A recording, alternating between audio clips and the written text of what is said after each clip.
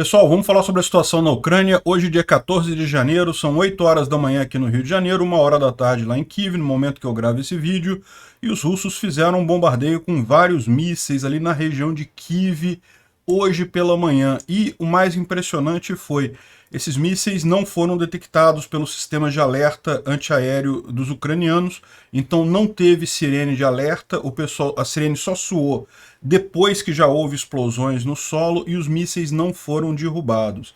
E aí a grande questão, que tipo de míssil é esse que os ucranianos não conseguiram detectar? E a única resposta que o pessoal conseguiu dar é que esses mísseis seriam mísseis S-300 ou S-400, que são mísseis típicos para defesa antiaérea, né? Então são mísseis muito rápidos, porque o objetivo deles é atingir outros mísseis, tem que ser mais rápido que os outros mísseis, mas eles têm um problema, eles têm um alcance reduzido e uma carga reduzida. De fato, não causaram muitos danos não, tá? Mas o fato de terem um alcance reduzido indica que a única possibilidade é que eles teriam sido lançados de Belarus. Não dá para lançar eles aqui da Rússia. Pior de tudo, as defesas antiaéreas ucranianas não têm capacidade de derrubar esse tipo de míssil, porque ele é muito rápido e muito pequeno. Como a gente falou, é um míssil que ele causa pouco dano, porque ele foi desenhado para atingir outros mísseis no ar, e aí basta atingir o outro míssil e já destrói outro míssil, né? Mas eles são muito rápidos, então isso é um problema. Eu não sei nem se o Patriot consegue derrubar esses mísseis, o Patriot ainda não está na Ucrânia, ainda vai chegar, né? Os ucranianos resistem na parte oeste de Soledar, ainda tem um pedacinho na mão dos ucranianos, tem até uma bandeirinha ucraniana lá, e surgiram vários vídeos mostrando morte de russos aí durante essa batalha. Realmente o grupo Wagner perdeu muitos guerrilheiros nisso daí, né? Agora, uma coisa curiosa foi que ontem o Ministério da Defesa russo fez um grande pronunciamento solene, afirmando, né, comemorando a conquista de Soledar, agradeceu a vários combatentes e vários grupos de lá, e não falou nada do grupo Wagner, como se fosse o exército russo que tomou.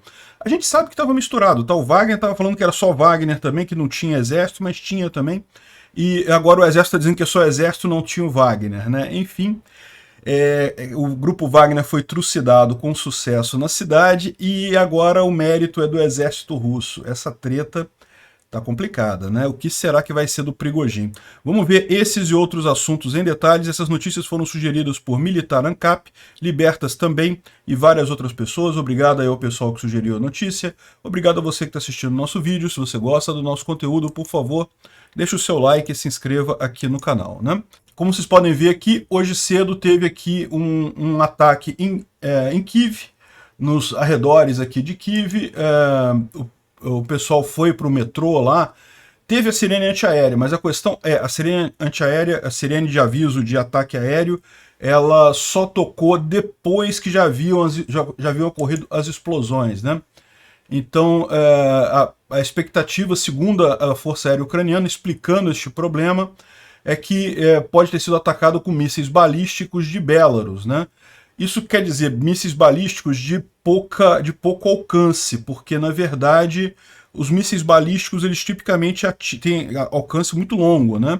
O ponto aqui é que são mísseis muito rápidos, então não foram detectados a tempo, por isso que não houve nem ação da defesa antiaérea. Está aqui o que foi de dano, algumas casas foram destruídas, não teve nada de muito significativo. Isso é consistente também com os russos terem usado os mísseis S-300 ou S-400 de defesa antiaérea. Esses mísseis, como a gente explicou, eles são muito rápidos, são difíceis de derrubar, difíceis de detectar, mas eles não causam tanto estrago assim quanto os outros mísseis que os russos têm, que eles têm usado naquelas levas de ataques, né? Esses outros mísseis são mais lentos. O míssil do S-300 e do S-400 ele é mais rápido justamente porque ele tem que interceptar um míssil que está no ar, né? Só que a carga explosiva dele é menor. Então, o que aconteceu foi só danos em algumas residências. E aqui, ó, segundo a Lulia Mendel, as sirenes começaram a tocar só depois de 5 ou 6 explosões já em Kiev. Então, os mísseis atingiram Kiev e só depois que as sirenes foram acionadas. E o Phillips O'Brien aqui está reclamando, falando que, poxa, é hora de dar os ataques para a Ucrânia e coisa e tal. Agora, o que o Justin Bronk está dizendo aqui é que, na verdade, isso não é uma escalada, tá? Porque o que ele está falando aqui é, olha só, a Rússia agora está usando mísseis balísticos contra a Ucrânia e coisa e tal, que são mísseis mais difíceis de serem identificados pelos sistemas antiaéreos e serem derrubados, né? Principalmente esses do S-400 e S-300, que são muito rápidos. Como a gente falou, eles são mísseis antiaéreos, mas a Rússia adaptou alguns desses mísseis para serem mísseis de terra-terra, né? Ou seja, atingir um ponto na Terra. E eles são muito rápidos, né? E o problema desses mísseis é que a Rússia tem montanhas e montanhas desse míssil. É muita coisa mesmo. Então esse está muito longe de acabar. Enfim, mas como a gente falou, são mísseis que causam relativamente pouco dano, né? E a expectativa ucraniana é que só com o Patriot que talvez ele seja capaz de parar esse tipo de míssil. E ele está dizendo aqui que não é uma escalada, não é um aumento. Por quê? Porque a Rússia, na verdade, já vem usando isso há algum tempo. Ela nunca usou em Kyiv. Por que ela nunca usou em Kyiv? Pelo motivo óbvio, como a gente explicou, que são mísseis de curto alcance, então de relativamente pouco alcance, né? Aqui em Kharkiv, o tempo todo cai míssil S-300, S-400 aqui em Kharkiv, justamente porque é perto da borda russa, daqui para cá eles conseguem atingir de forma muito fácil, né? Em Kyiv é mais complicado, a não ser que venha de Belarus, né? E aí que está a grande questão, se esses mísseis foram disparados de Belarus, pode ser uma indicação aí de que Belarus está entrando nessa guerra ou está querendo provocar a Ucrânia para entrar nessa guerra, né? E depois desse ataque em Kyiv, aí os bombardeios estratégicos russos lançaram mais mísseis agora em direção à Ucrânia, em direção a várias cidades. Aqui já tem alerta em várias cidades aqui, inclusive em Kyiv também, e esse alerta está aumentando. Então, isso está acontecendo no momento que a gente grava esse vídeo. Eu não tenho como saber qual vai ser o resultado dessa segunda onda de ataque. Então, como eu disse, essa primeira onda que teve só em Kyiv destruiu algumas casas, não teve ferido, não teve morto, porque foram mísseis pequenos, de pequena capacidade. Agora, essa segunda a gente não sabe, vamos ver o que acontece aqui. Esperar aí o resultado desse ataque, né? E provavelmente eu vou falar isso amanhã. E o comandante das Forças Aéreas de Defesa da Ucrânia disse que hoje tem uma probabilidade de ataque em massa da Federação Russa, né? Mais ataques, daqueles ataques à infraestrutura que os russos estão fazendo aí várias vezes, né? Há vários tempos. Bom, além disso, aconteceu aqui em Berdiansk uma explosão próximo ao aeroporto de Berdiansk. Ninguém sabe exatamente o que foi. Os russos dizem que foi um carro que pegou fogo. Mas parece uma explosão muito grande aqui para ser um carro que pegou fogo aqui, né? Enfim, não sei, pode ser que tenha realmente gerado muita fumaça e coisa e tal. Tá vendo aqui a explosão bem grande ali no aeroporto de Berdiansk. E aqui tem o vídeo que os russos lançaram, que seria o carro do administrador de Berdiansk apontado pelos russos, que estaria pegando fogo ali na região. Pode ser que seja isso mesmo, o carro gerou muita fumaça, ou pode ser que não, pode ser que sejam duas coisas independentes, né? Teve também uma explosão além do carro. Segundo o comunicado russo, o próprio Alexei Kishrin, que é o dono desse carro aqui, não foi ferido, ele não estava no carro no momento, né? Bom, vamos falar de Soledar, a parte oeste da cidade, aqui, esse restinho aqui da cidade. Inclusive, essa mina aqui, acho que é a mina de sal número 7, que eles chamam, ainda está em poder dos ucranianos, tá? Então só um pedacinho da cidade ainda está em poder. Agora é importante notar o seguinte, né? Esse vilarejo aqui, Silge e esse outro lado aqui, isso aqui também é Soledar, tá, gente? Isso aqui também faz parte da cidade de Soledar. Então, em tese, os ucranianos ainda têm toda essa parte parte oeste da cidade aqui, ainda em poder deles, né? Mas parece que a visão dos ucranianos é estabelecer uma posição defensiva justamente aqui nessas colinas mais altas, aqui, essa região aqui é bem mais alta, então isso aqui daria uma posição defensiva melhor para eles contra os russos que estão aqui em Soledar, né? Então, provavelmente eles ainda estão ocupando isso daqui, não vão entregar de graça isso, vão fazer força para causar bastante dano aos russos, mas a expectativa é a defesa ser nessas colinas aqui ao norte da cidade, né? Bom, Tem aqui uma imagem, vou tirar minha cara aqui porque ficou bem em cima aqui, ó. Uma imagem que foi colocada pelos soldados ucranianos justamente nessa mina de sal número 7 aqui, com a bandeirinha da Ucrânia lá, para mostrar que ainda está, pelo menos uma parte da cidade, nas mãos dos ucranianos, né? A gente vai ver mais adiante que isso é algo sensível para os russos. Bom, aqui tem uma outra visão do Ukraine Control Map. Esse mapa é um mapa feito de forma colaborativa. Então ele mostra aqui a situação lá na Ucrânia. Na visão dele, os ucranianos já estão aqui nas colinas, e a região aqui é uma região de disputa, ou seja, não está no controle ucraniano mais, está em disputa. Mas eles fizeram aqui a localização, a geolocalização de um vídeo que a gente vai ver que aconteceu aqui em Soledar, né, alguns dias atrás, que é um vídeo muito interessante. Eu vou tocar aqui para vocês verem. O pessoal com drone esperou os russos todos entrarem na casa que eles estavam usando como acampamento, o quartel lá, e depois deu um jeito, né, deu uma limpada. Vamos lá. Tá acelerado o vídeo, tá? Porque o vídeo original tem muito tempo que eles vão caminhando até lá.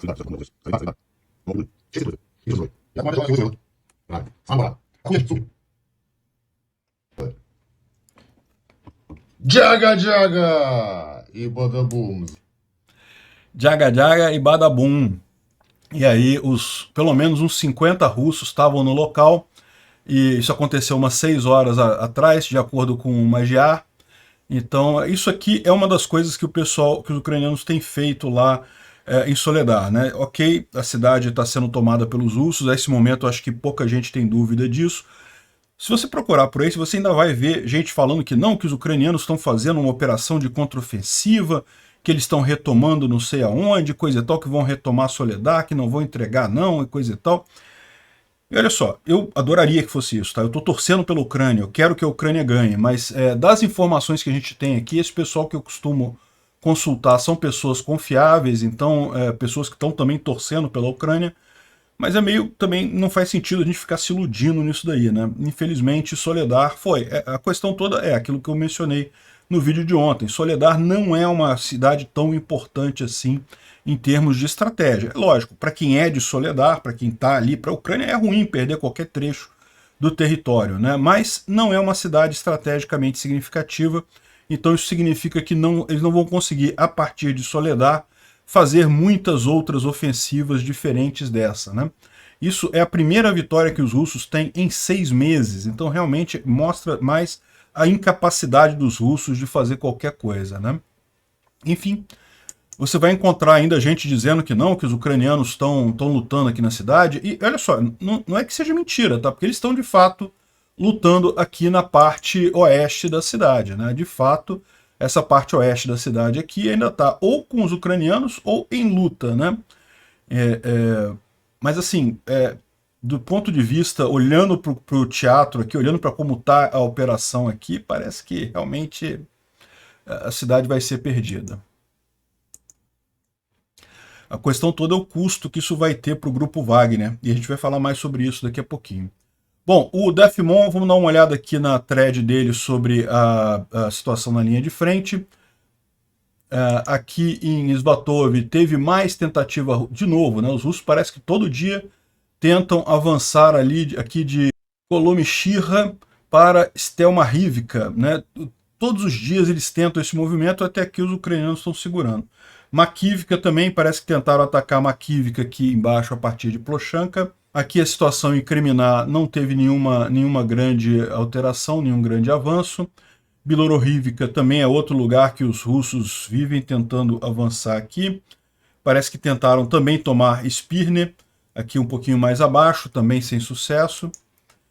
E aqui em Soledar, como a gente está falando, a tentativa aqui em Rozdolivka, mas sem sucesso, e houve avanço aqui na parte norte aqui da cidade, né? Como a gente viu, os russos conseguiram avançar nessa região. Krasnohoran também tentaram tomar e não conseguiram. Pidhorodne e Bakhmut também a gente tentaram avançar e não conseguiram. Então não teve muita mudança em relação a ontem. Ontem a gente já sabia que a maior parte de Soledar já tinha sido tomada pelos russos, né? E como eu falei, é preocupante, lógico, fragiliza a situação russa em Bakhmut, fragiliza certamente, mas não é uma tragédia, não é algo que seja realmente muito significativo, né? O Instituto para o Estudo da Guerra fala que o Ministério da Defesa russo anunciou ontem, no dia 13 de janeiro, que as forças russas conquistaram Soledar na tarde do dia 12 de janeiro, né? E o exército russo falou que as forças russas podem agora formar um caldeirão ali em torno de Bakhmut, tentar fechar o cerco, né, na cidade de Bakhmut e tomar Bakhmut. É possível que eles tomem Bakhmut? Possível né? Eu acho pouco provável. Os ucranianos estão com muitas defesas aqui na cidade, mas é um fato que eles avançando aqui por cima, se eles conseguirem cortar a M3, né? Principalmente se conseguirem aqui em Krasnohoran e aqui por baixo também conseguirem atingir a H-32 aqui, né? Isso daqui pode de fato complicar o abastecimento das tropas em Bakhmut, né? Existem outras estradas menores aqui que podem também ser usadas para abastecer a cidade, mas você começa a ter dificuldade de abastecer, né? Porque as principais rotas vão estar comprometidas aqui. Vamos ver como é que isso caminha nas próximas semanas aí, mas, de novo, Bakhmut tem a mesma questão de Soledar. Bakhmut é maior do que Soledar, seria mais crítico perder, mas não é uma coisa que faça uma diferença enorme no final das contas, né? Então, o exército russo alegou que tomou a cidade, né? O ministro da Defesa da Ucrânia disse que não, que ainda há briga lá em Soledar, e aquilo que eu falei para vocês, sim, é verdade, os ucranianos ainda estão com um pedaço da cidade aqui, ainda estão lá lutando, né? Não é uma coisa fácil, mas essa é a situação, né? A maior parte da cidade está mesmo no controle dos russos, né? Agora, o que chamou atenção nesse comunicado do Ministério da Defesa russo é que eles fizeram vários agradecimentos a várias unidades do exército russo e coisa e tal, mas não reconheceram a participação do grupo Wagner na captura de Soledar, né? Então, olha que coisa interessante. O grupo Wagner, a gente falou, né, o Prigozhin o tempo todo está dizendo que não, que é só Wagner, que não tem tropa do exército russo nenhuma ajudando em Soledar, é só o Wagner que está avançando ali.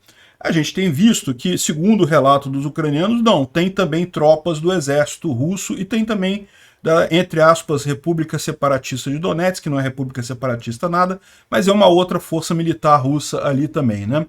Então, tinha também outros soldados ali junto com o grupo Wagner. E o Prigozhin está o tempo todo dizendo que é só o grupo Wagner, que não teve mais ninguém.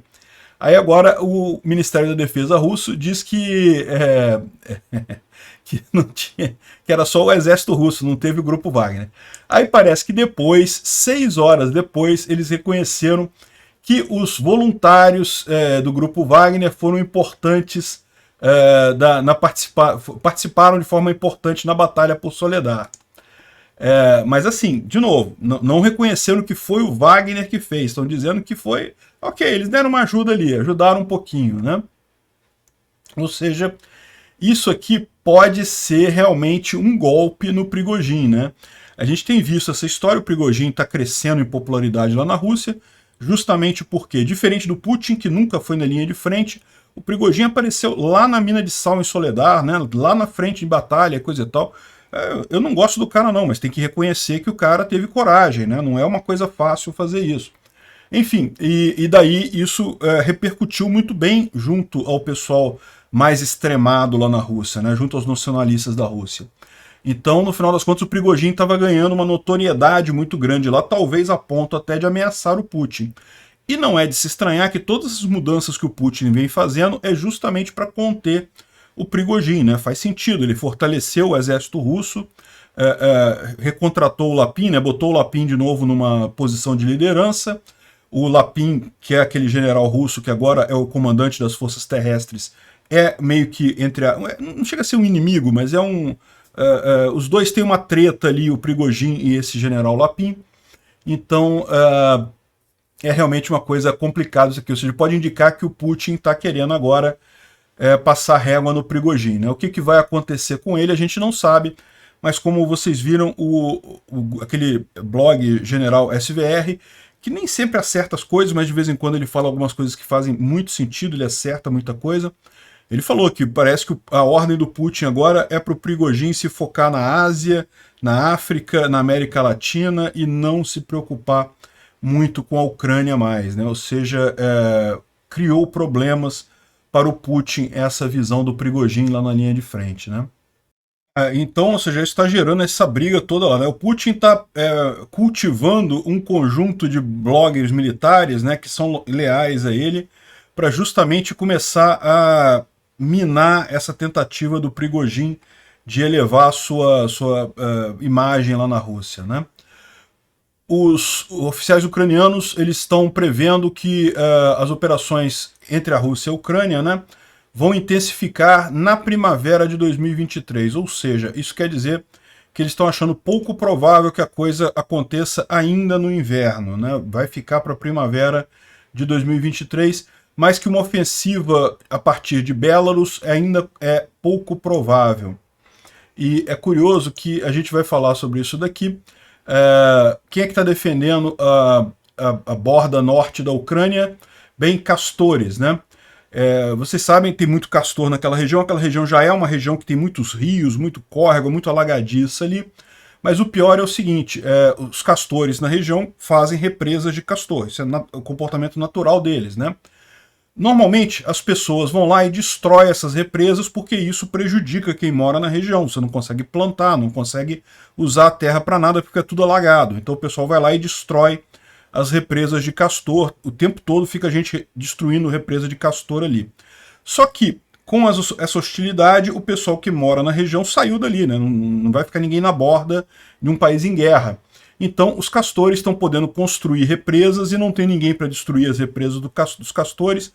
A área que normalmente já é muito alagada está completamente inundada ali o norte da Ucrânia, né? Mais um grau de dificuldade caso os russos resolvam fazer um avanço a partir de lá, né? Tem uma outra polêmica que está acontecendo lá na Rússia, que é o que fazer com o pessoal que fugiu da Rússia, né? Os russos já iniciaram a mobilização agora oculta e devem iniciar uma mobilização aberta, mas a grande preocupação deles é a seguinte: e o pessoal que fugiu, que já saiu da Rússia, né? E daí você tem aqui algumas opções e isso está deixando o pessoal em lados diferentes. O pessoal mais radical lá, os nacionalistas mais radicais, querem que as contas dessas pessoas sejam confiscadas, que eles sejam presos e o passaporte seja anulado e não sei o que lá, porque fugiram da Rússia e coisa e tal. Só que o governo russo ele está mais preocupado, por quê? Porque ele vê que também isso pode acabar sendo algo positivo quando essas pessoas voltarem mais adiante para atender o mercado de trabalho da Rússia, né? Afinal, a Rússia não é só exército, né? Ela tem também as fábricas e coisa e tal. Isso já está com muita dificuldade de ter gente lá. Muita gente saiu por conta disso, então eles não querem uma abordagem de punição. Eles querem incentivar de alguma forma essas pessoas voltarem, mas sem punições, né? Enquanto o pessoal nacionalista quer punir esse pessoal, quer botar na cadeia e não sei o que lá. Enfim, bom que eles estão com essas dificuldades lá, né? E nesse ritmo, se você é um russo que está fora da Rússia, eu aconselho você a continuar. O Igor Shusko está lembrando aqui do que falou aquele especialista lá do FSB, que manda umas cartas de vez em quando, né, um informante do FSB, que é uma diretiva nova dos oficiais russos para parar de elogiar Prigozhin. E ele perdeu dezenas de milhares de mercenários, a maior parte eram prisioneiros, mas isso deve ter enfraquecido isso. E toda essa operação é justamente visando retirar a possibilidade dele tentar bater de frente com o Putin, né? Bom, isso aqui é só uma outra curiosidade que ele tem aqui, né? Que ele mostrou um documento vazado, como é que são as ordens de busca e apreensão lá na Rússia, né? E é muito curioso porque eu não sei até que ponto que não é a mesma coisa em qualquer lugar, mas aqui deveria estar os objetivos da busca e apreensão, né? Quando você faz a busca e apreensão em uma casa de alguém, você está buscando alguma coisa, provas sobre o quê? Que tipo de informação que você está buscando, que tipo de elemento que a pessoa pode ter roubado, que arma usada num roubo, né? Enfim, você tem que descrever exatamente o que está sendo buscado. Os policiais não podem chegar na sua casa buscando coisas aleatórias. Aí como é que eles fazem? Eles deixam tudo assinado já e tudo em branco. Aí a polícia, na hora, ela preenche o que precisar preencher para fazer a papelada, né? Pois é. Bom, um evento aqui preocupante, uma linha de gás entre a Letônia e a Lituânia foi atacada e explodiu.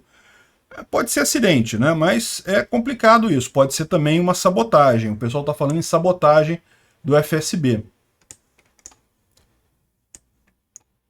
Aqui, ó.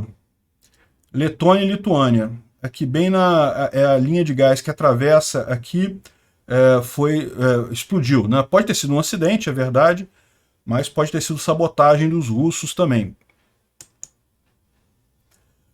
Bom, os ucranianos liberaram um exemplo de imagem que eles conseguem com um drone espião Shark, né? É um drone novo que eles estão usando. É um drone espião novo que eles estão usando agora, muito interessante, né? Tá vendo aqui a visão? Isso aqui mostra eles inspecionando a cidade de Donetsk. Donetsk está nas mãos dos russos, mas aqui eles conseguem com muita facilidade ver exatamente o que cada localização é coisa e tal, e identificar eventuais depósitos de munição, eventuais agrupamentos de tropas russas, né? Realmente muito bacana o drone. A Ucrânia tem usado muito bem esses drones nessa guerra, né? Bom, tem dois artigos aqui curiosos, né? Esse artigo da 1945 diz que o Putin não consegue esconder isso. A Rússia está com pouca munição para lutar na Ucrânia, principalmente falta de obus, né? De carga para obuseiro. E isso certamente é um problema para a Rússia, principalmente porque ela tem um estilo de guerra que usa muita quantidade de munição. Mas isso aqui também, aqui hoje no mundo militar, mostra aqui ó, que com falta de munição, Estados Unidos com falta de munição pode ter que escolher entre a Marinha ou a Ucrânia. Ou seja, isso mostra também que a Ucrânia também tem esse problema. A Ucrânia também está com falta de munição lá na linha de frente, né? A vantagem da Ucrânia só é que ela tem uma rede de outros países que pode ajudar muito com isso daí, principalmente os antigos países da cortina de ferro ali, da Tchequia, a Bulgária e outros países ali que mantiveram muitas linhas de produção de munição da época soviética, mas mesmo as munições para o padrão OTAN, pode ser que falte para a Ucrânia, né? Mas isso aí não vai ter problema, vai acabar sendo solucionado. A Rússia também está já fortalecendo a base industrial deles de produção de cartucho, não tenha dúvida, mas eles vão ter muito mais dificuldade disso, justamente devido às sanções e ao fato de que eles dependem muito mais de munição de artilharia do que os ucranianos, né? Os ucranianos têm aquela lógica, que a gente já falou sobre isso em alguns vídeos, que é a lógica de usar menos munição com mais precisão, né? Ainda mais com o equipamento do Ocidente, isso se torna muito mais fácil. Os russos, como o equipamento deles tem baixa precisão, eles precisam lançar uma quantidade muito grande de cartuchos para conseguir atingir alguma coisa, né? Bom, isso daqui o pessoal está fazendo sarro da burocracia russa, né? O pessoal lá devia ter um plano para limpar a neve hoje, só que, embora esteja muito frio em Moscou, não tem neve, né? Mas como a burocracia manda passar o limpador de neve ali, o pessoal passa o limpador de neve mesmo. Ah, não tem neve? Não tem problema, a gente passa o limpador assim mesmo, né? O importante é preencher o papel e carimbar lá embaixo. Tá vendo aqui esse limpador de neve aqui? Deveria jogar no caminhão. São vários caminhões que vão acompanhando ele, porque, em tese, rapidamente enche um caminhão e daí outro toma um lugar e, né, vai revezando assim. Então os caminhões todos aqui, só que faltou a neve, né? Não tem problema, burocrata vai lá e ó, o importante é carimbar o papel. E bom, eu vou falar sobre isso em outro vídeo hoje, falando sobre a política aqui no Brasil, mas chega a ser assustador isso, né? Isso é o meu grande medo, né? Que essa vitória do Lula aqui no Brasil vai levar a gente, vai associar novamente o Brasil a tudo o que tem de ruim no mundo, né? Na época do Lula, o Lula cansou de elogiar o Ahmadinejad no Irã, que era o presidente do Irã na época, né? O Ahmadinejad veio aqui no Brasil. Assim, o Lula tem essa coisa de comunista, não é comunista progressista como não é a direita progressista que tem nos Estados Unidos ou que tem na Europa. Não, aqui é a esquerda marxista mesmo. O pessoal vai fazer merda mesmo, né? E quer se associar com esses marxistas antiquados como Maduro e coisa e tal. E agora o Maduro está sugerindo ao Lula montar um bloco político aliado à Rússia e China. Que porcaria é essa? Onde nós vamos parar? Em que esse pessoal vai botar o Brasil? É o que eu falo para vocês. Ah, Bolsonaro foi lá na Rússia, cumprimentou o Putin, ficou em cima do muro na guerra. É verdade, tudo isso é verdade, mas pelo menos Bolsonaro tinha alguma ligação com os Estados Unidos, tinha alguma ligação com o Ocidente. O Lula não. O Lula vai jogar isso tudo pro alto e vai querer se associar a essa turma lá da esquerda mundial, né? Rússia e China. Caramba, muito triste isso. Vamos ver, né? Por enquanto é o Maduro tentando cantar o Lula. Tomara que... o Lula eu acredito que ele vai querer, mas eu espero que o resto da política lá em Brasília consiga impedir ele de entrar nessa roubada desse mundo multipolar do Putin, que no final das contas não tem nada. Não tem... Que mané mundo multipolar é esse, sendo que o polo é China e Rússia? Não tem isso, pô. Adoraria que tivesse outro Estados Unidos em outro lugar, com liberdade também, com política e economia forte também, mas para ter um mundo multipolar na liberdade, mas um mundo multipolar entre liberdade e opressão não faz sentido, né? Enfim, que tristeza isso. Obrigado por assistir o vídeo até o final. Além de curtir, compartilhar e se inscrever no canal, considere se tornar patrocinador com valores a partir de R$ 1,99. Clique no botão Seja Membro abaixo para saber as condições e vantagens de patrocinar o canal. Mais informações sobre o nosso projeto, visite nossos sites indicados na tela.